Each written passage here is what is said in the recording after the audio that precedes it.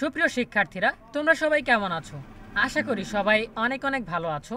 তোমরা যারা আগামী বছরের অর্থাৎ 2024 সালের এসএসসি ও সমমান পরীক্ষায় অংশগ্রহণ করবে, তোমাদের জন্য নতুন দুটি আপডেট রয়েছে।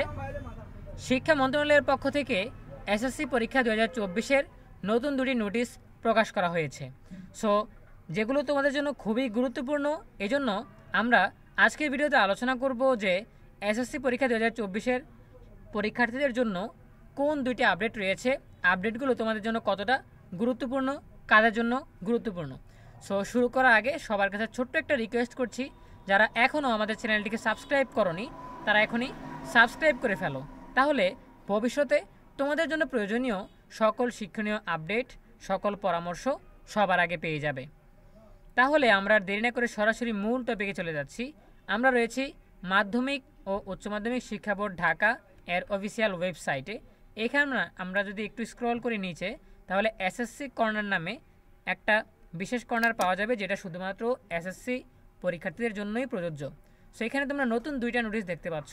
একটা হচ্ছে 2024 সালের এসএসসি পরীক্ষার কেন্দ্র তালিকা প্রকাশ, আরেকটা হচ্ছে এসএসসি পরীক্ষা 2024 এর বিলম্ব ফি সহ ফর্ম পূরণের সময় বর্ধিতকরণ প্রসঙ্গে।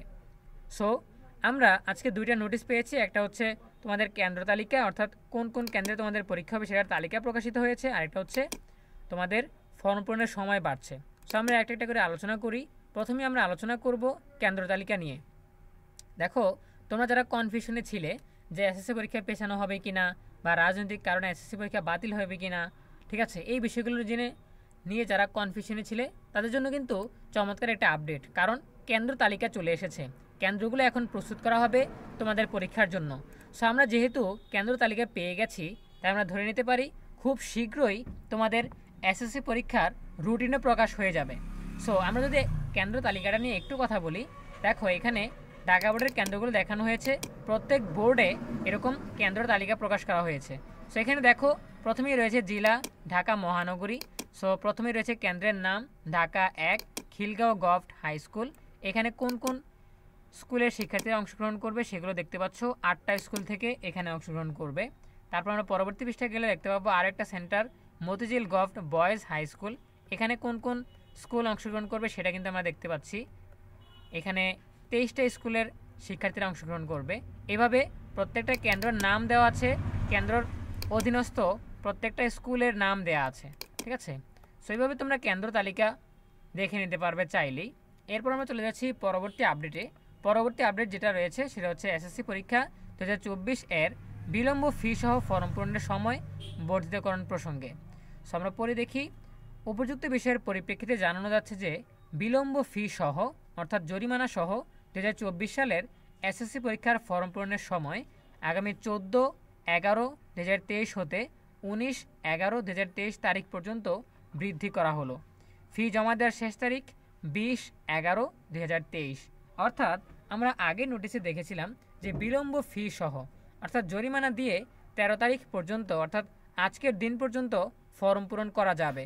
সুতরাং যারা আজকে পর্যন্ত ফর্ম পূরণটা করতে পারোনি তাদের জন্য আরেকটা সুযোগ দেওয়া হয়েছে। আগামীকাল 14 নভেম্বর থেকে আগামী 19 নভেম্বর পর্যন্ত এই 5 দিন ফর্ম পূরণ করা যাবে বিলম্ব ফি 100 টাকা বেশি দিয়ে, ঠিক আছে।